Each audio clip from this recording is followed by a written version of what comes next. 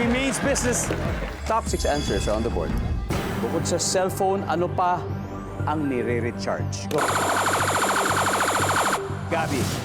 Power bank. Power bank. Essential na ngayon yan. May power bank. Nandiyan ba ang power bank? Meron? Gil? Laptop. Laptop. Oo nga, nandiyan ba ang laptop? Top answer. Play. Play? Okay. Competitive. Sabi mo. Ha?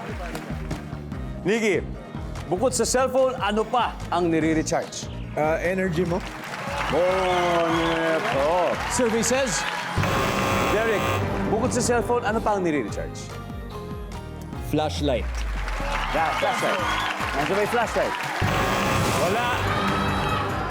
Snake Girls, huddle, huddle. Royce, kailangan makuha natin to. Bukod sa cellphone, ano pa ang nire-recharge? Battery. Baterya. Baterya. Diba? Lahat eh, kahit anong baterya. Nandiyan ba ang baterya? Yes, Gil, another chance. Bukod sa cellphone, ano pa ang nire-recharge? Controller. Like video game controller. Video game controller. Nandiyan ba yan?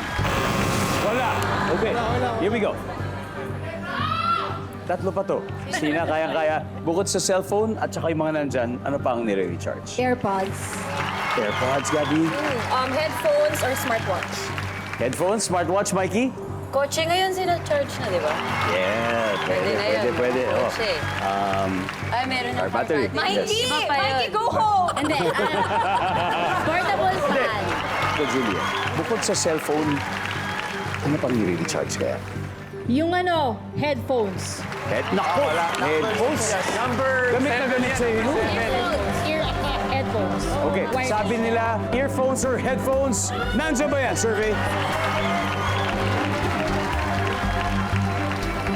Alamin natin sa pagbabalik ng Family Feud. Nakatutok pa rin po kayo sa isa na namang winner ang summer episode ng Family Feud. Bago mag-break, tinanong natin ang Slay Girls na bukod sa cellphone, ano pang nire-recharge? Ang sagot nila yung headphones. Okay, so kung tama sila dito, hindi na sila masisiro. Nandyan ba ang headphones?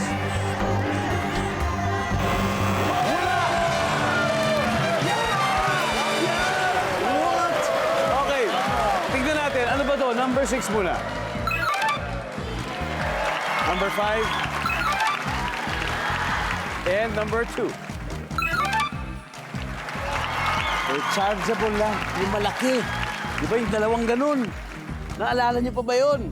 Anyway, here are the scores. Slay Boys, 247. Slay Girls, wala pa. Kayang-kaya pa yan.